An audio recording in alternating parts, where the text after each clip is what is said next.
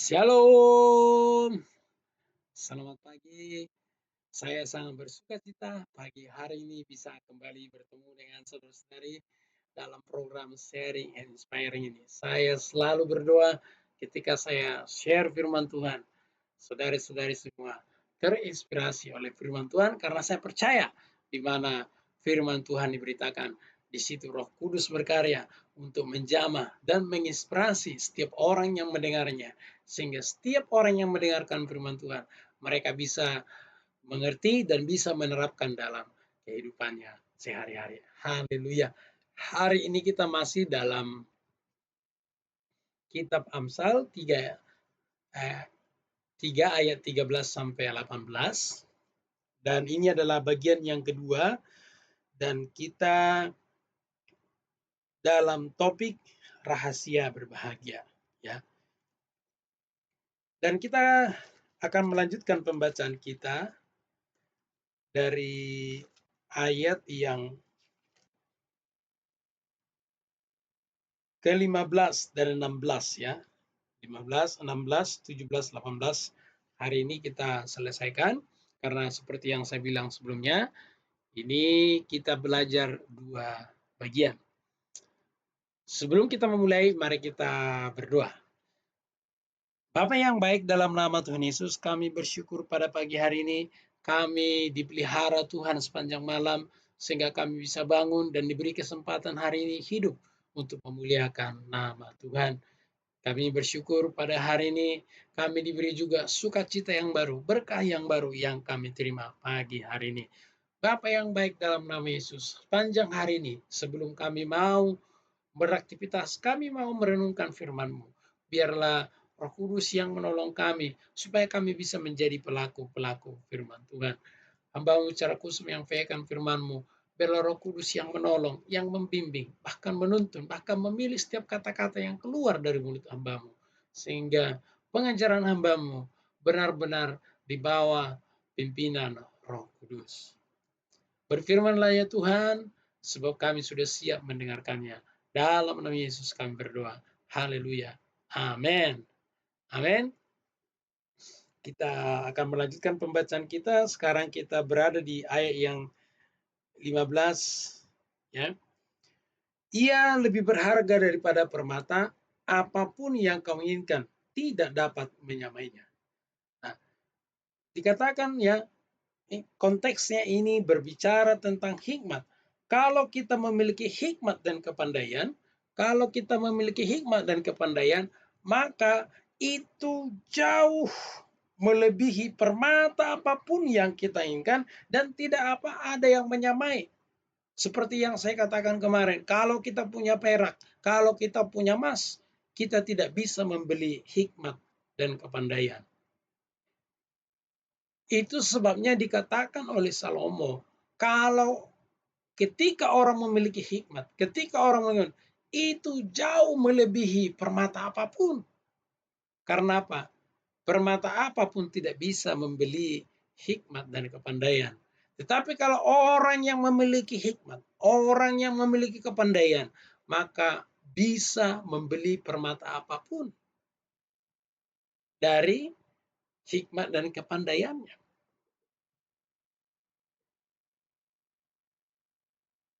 Yang kedua, kenapa dikatakan oleh Salomo di sini, ia lebih berharga daripada permata? Karena permata itu sifatnya itu terbatas. Tentu kalau kita punya permata bisa memiliki nilai ya, nilai tambahnya tentu. Tapi terbatas. Kalau seandainya kita hanya punya, yang gak usah banyak-banyak lah, 10 gram. Bisalah kita misalnya, kita olah itu dengan kepandaian kita, dengan hikmat kita, bisa berlipat-lipat. Tapi kalau nggak punya hikmat, kalau nggak punya kepandaian, punya 10 gram, dijual 10 gram, habis emasnya, habis uangnya, habislah sudah. Tapi kalau kita punya hikmat, kalau kita punya kepandaian, itu bisa berlipat-lipat. Itu sebabnya Salomo berkata, jauh melebihi daripada permata apapun yang kita inginkan. Itu sebabnya kalau kita membaca pengajaran Salomo, nasihat Salomo kepadanya, tidak terlalu menekankan harta-harta. Bahkan ketika Salomo berdoa pun, dia tidak minta harta, dia tidak minta kekayaan, tapi apa? Dia minta hikmat. Karena apa? Ketika dia memiliki hikmat, harta dan kekayaan itu akan mengikuti.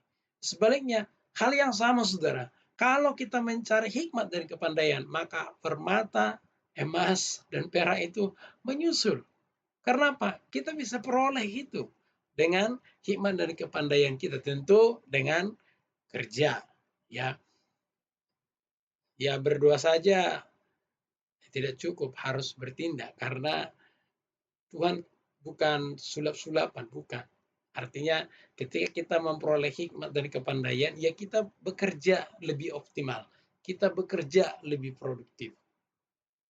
Sehingga kita bisa memperoleh perak, emas, termasuk permata apapun yang kita inginkan, kalau kita bisa menghasilkan dari hikmat dan kepandaian kita itu. Itulah pentingnya kita berhikmat dan pandai.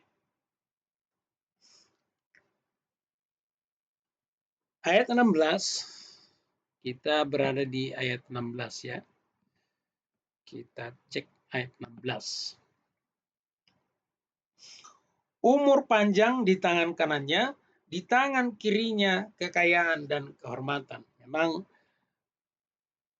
kalau kita lihat sepintas, maka kita pasti sering mengatakan bahwa tangan kiri dan tangan kanan ini mengacu kepada tangan kiri dan tangan kanan Tuhan. Tapi lagi-lagi ini adalah bahasa figuratif. Nah, tapi karena konteksnya ini adalah konteksnya hikmat, maka kita cek dulu ya. Kita cek dulu ya sambil kita dalamin ya seperti yang saya katakan. Kalau ada kata-kata yang krusial, kita akan dalamin ya. Ayat 16.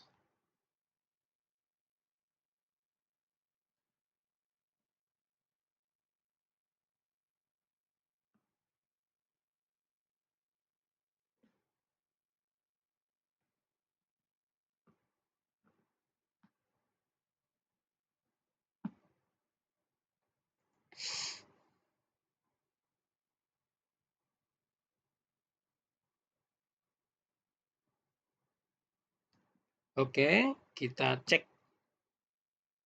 Oke, mari kita cek ya.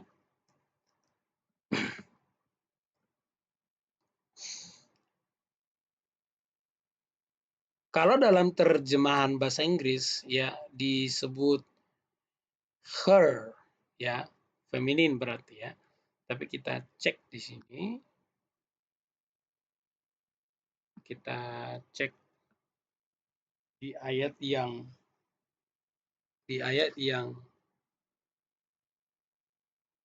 ke-13 tadi ya. Sorry.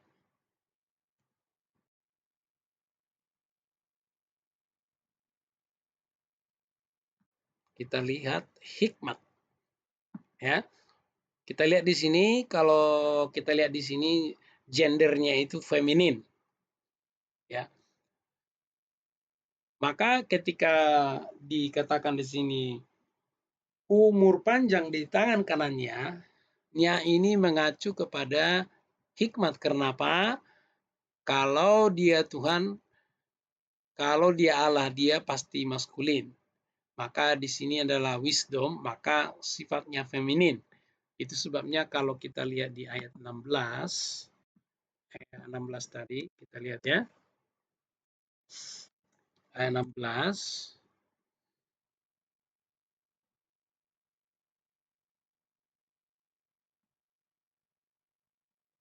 Bentar, belum muncul ya. Kalau kita lihat ayat 16, ayat 16. Ya, kalau kita lihat di sini diterjemahkan her, ya, kenapa? Ini mengacu kepada hikmat. Jadi ketika Salomo berkata di sini, umur panjang di tangan kanannya, di tangan kirinya kekayaan dan kehormatan, sekali lagi seperti yang saya katakan sebelumnya, bahwa Salomo di awal dia sudah mempersonifikasi hikmat itu. Walaupun dalam konteks tertentu kita Salomo langsung berbicara kepada Tuhan. Tapi kalau kita lihat secara gramatika, maka dikatakan di sini umur panjang di tangan kanannya. Di tangan kanan siapa? Di tangan kanan hikmat. Kemudian di tangan kirinya kekayaan dan kehormatan. Jadi itu semua di tangan kirinya hikmat. Karena apa? Sekali lagi secara gramatikal kita bisa lihat di sini sifatnya itu adalah dia kalau bahasa Inggris terjemahnya disebutnya her ya. Tadi saya sudah jelaskan kenapa dia menggunakan her karena dia feminin ya. Jadi sekali lagi sekalipun demikian Salomo di sini mempersonifikasi hikmat itu. Dia seperti seorang wanita yang punya tangan kiri dan tangan kanan. Ini tetap kembali sumbernya adalah Tuhan. Artinya apa? Kalau kita punya hikmat, maka umur panjang itu, maka kekayaan dan kehormatan itu bisa menjadi milik kita. Tapi lagi-lagi saya katakan, sumbernya tetap Tuhan. Maka selalu saya motivasi, mari mendekatkan diri kepada Tuhan. Kemudian jalannya adalah jalan yang penuh kebahagiaan. Segala jalannya sejahtera semata-mata. Nah, kita lihat lagi ayat yang ke-17 ya.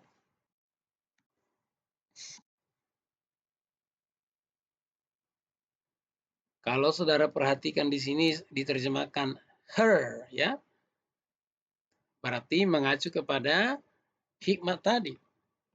Nah, jalannya hikmat itu adalah jalan yang penuh kebahagiaan. Itu sebabnya kali ini kita temanya itu saya belum sebentar. Oke. Kalau saudara perhatikan di sini itu dia menggunakan her ya. Jadi masih berbicara tentang hikmat di sini. Jadi jalannya hikmat itu adalah jalan yang penuh kebahagiaan. Dengan kata lain, orang yang memiliki hikmat itu mereka adalah orang yang berbahagia. Jadi saudara, kalau kita mau berbahagia dalam hidup ini, seperti saya katakan, kali ini temanya rahasia berbahagia. Kalau kita mau berbahagia, maka milikilah hikmat. Karena apa? Ketika kita memiliki hikmat, jalan hikmat itu adalah jalan yang penuh kebahagiaan. Kemudian dikatakan, segala jalan-jalannya sejahtera semata. Kalau kita punya hikmat, maka jalan-jalan kita sejahtera. Artinya apa? Boleh saja kita menghadapi tantangan berbagai masalah dalam hidup itu. Tapi karena kita punya hikmat, kita bisa menghadapinya semua dengan bijak. Kita bisa tenang. Kalau kita bisa tenang menghadapi berbagai tantangan dan persoalan dalam hidup ini, maka itulah yang disebut sejahtera.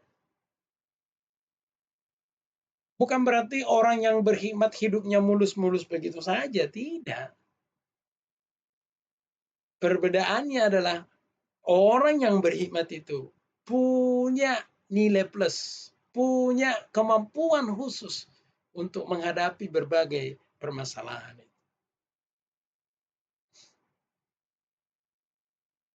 Itu sebabnya saudara-saudara, saya pribadi tidak berkata hidup kami mulus-mulus begitu saja. Hidup kami juga penuh tantangan, penuh pergumulan. Tapi saya santai aja. Ya, santai-santai aja. Terutama karena yang saya andalkan itu Tuhan. Saya tahu Tuhan berikan hikmat dan kepandaian, sehingga Tuhan memberikan kemampuan untuk menghadapi berbagai kesulitan-kesulitan itu sehingga bisa tenang saja, ya. Saya tidak mau terlalu panik. Saya tidak mau kehilangan damai sejahtera. Saya selalu punya prinsip, kalau bisa saya pikirkan. Kalau sudah tidak bisa, udah serahkan sama Tuhan. Simple begitu saja. Karena apa? Itu hikmah yang saya terima. Saya mau selalu ada damai sejahtera di dalam hati. Ia menjadi pohon kehidupan bagi orang yang memegangnya. Siapa saja yang berpegang padanya disebut berbahagia. Sekali lagi, ayat 18 di sini kita lihat. Ayat 18 ya. Jadi ini adalah salah satu tools saya kalau misalnya mengeksegesis ayat, kemudian melihat apa ya. Memang kalau di dalam terjemahan aslinya ya, dikatakan di sini masih menggunakan si ya. Dan ini masih mengacu kepada hikmat tadi ya.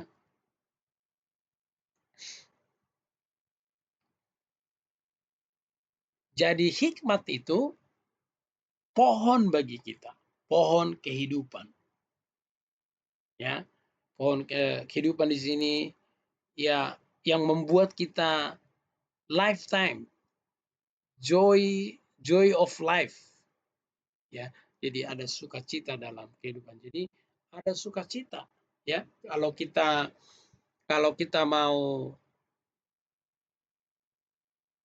memiliki hikmat itu, maka kita sangat bersuka cita.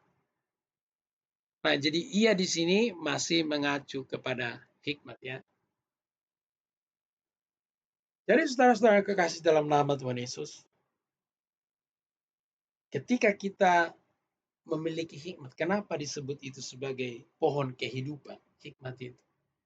Karena kita bisa beroleh hidup atau kita bisa memperoleh penghidupan dari hikmat dan kepandaian yang diberikan oleh Tuhan.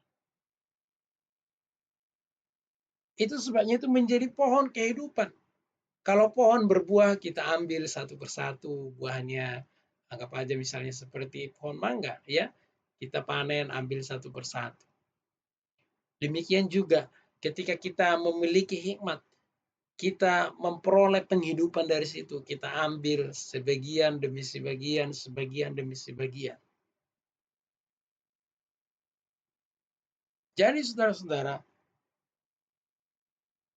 kalau kita berpegang kepada hikmat itu, disebut juga berbahagia. Jadi orang yang berhikmat itu adalah orang yang berbahagia. Mari berpegang kepada hikmat. Berpegang kepada hikmat. Nah, mungkin kita dalami sedikit kata berpegang ya. Oke, kita lihat kata berpegang. Hold bahasa Inggrisnya ya. Those who hold.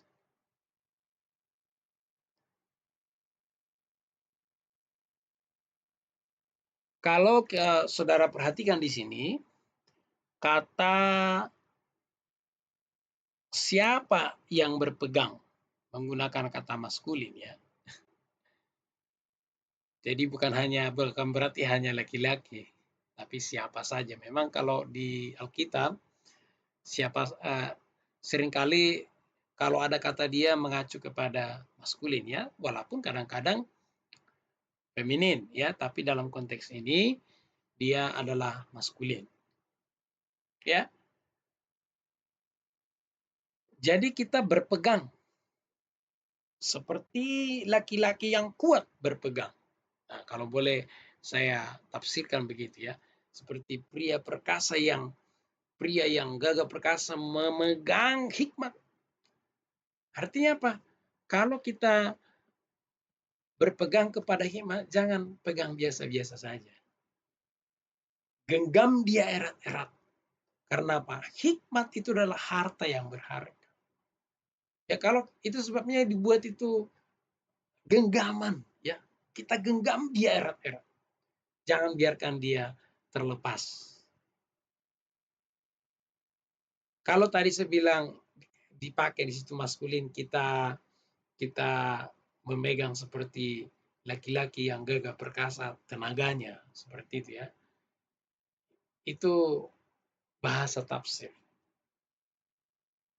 Itu hanya bahasa figuratif. Nanti bilang, oh ini ternyata renungannya khusus buat laki-laki. Oh tidak, bukan itu maksudnya. Maksudnya kita memegang erat-erat, ya.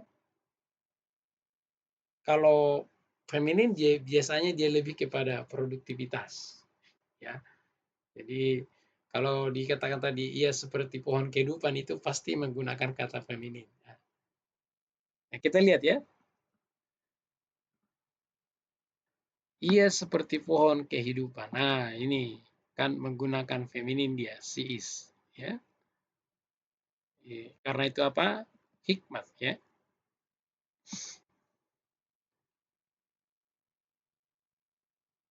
Haleluya. Ini kita renungan sambil eksegesis ya.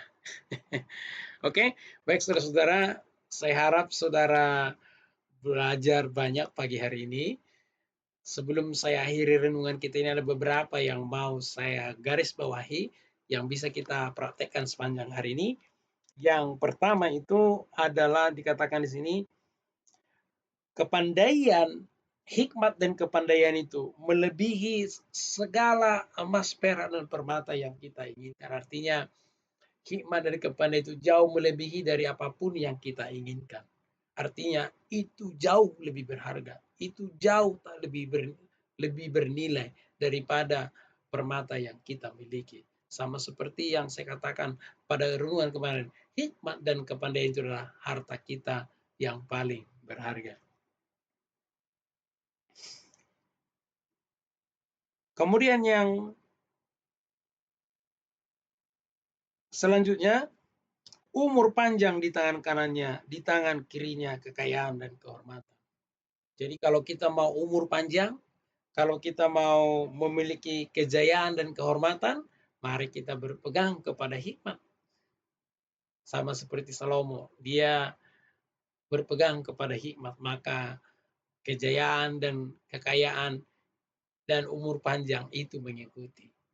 Jadi kita cari hikmat, karena hikmat bisa menghasilkan semua, menghasilkan kekayaan dan bisa menghasilkan kejayaan. Kemudian dikatakan, ia menjadi pohon kehidupan bagi orang yang memegangnya. Menjadi pohon kehidupan, menjadi sumber penghidupan. Kalau kita memiliki hikmat, maka kita memiliki sumber penghidupan. Dan kita disebut orang yang berbahagia. Kalau kita berpegang teguh pada hikmat itu, maka kita disebut orang yang berbahagia. Jadi kalau saudara selama ini mencari-cari bagaimana supaya bahagia, di sini dalam renungan ini saya sampaikan caranya berbahagia. Carilah hikmat, berpeganglah kepada hikmat, maka Anda disebut orang yang berbahagia. Kemudian yang mau saya tegaskan berikutnya itu adalah, sekali lagi, yang mau saya tegaskan pada berikutnya adalah tetaplah takut akan Tuhan. Karena semuanya itu akan menjadi sia-sia kalau kita tidak takut akan Tuhan. Jadi hari ini saudara, yang pertama yang bisa kita praktekkan dalam hari ini, yaitu mari kita berpegang kepada hikmat. Kita pegang itu hikmat. Karena ketika kita berpegang pada hikmat, maka kita memperoleh umur panjang, memperoleh kekayaan, memperoleh kejayaan, dan kita disebut sebagai orang berbahagia. Amin untuk renungan pagi hari ini.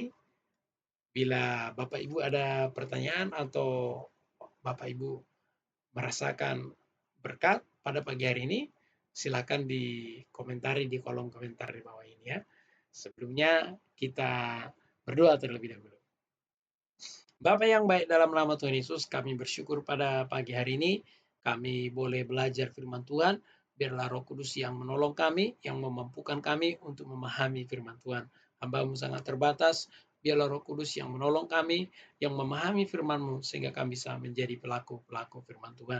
Sepanjang hari ini ya Tuhan, biarlah kami berpegang pada hikmat. Karena ketika kami berpegang pada hikmat, kami disebut orang yang berbahagia. Hikmat itu melebihi daripada segala sesuatu permata di dalam bumi ini. Kami juga beroleh umur panjang, kejayaan, kehormatan. Terutama hikmat itu menjadi pohon kehidupan bagi kami. Dan kami juga disebut sebagai orang yang berbahagia. Tentu semuanya ini karena Tuhan adalah sumber hikmat, biarlah kami selalu mencari Tuhan setiap hari sebelum kami melakukan aktivitas apapun. Hari ini ya Tuhan, sebelum kami beraktivitas, biarlah kami menerima kasih sayang daripada Bapa, pertolongan daripada Yesus Kristus, serta persekutuan Roh Kudus menyertai kami mulai hari ini sampai selama-lamanya. Dalam nama Yesus. Haleluya. Amin. Amin. Shalom. Sekali lagi, bila Bapak Ibu diberkati dengan renungan ini atau ada yang kurang jelas karena tadi perpaduan sedikit kita eksegesis ya.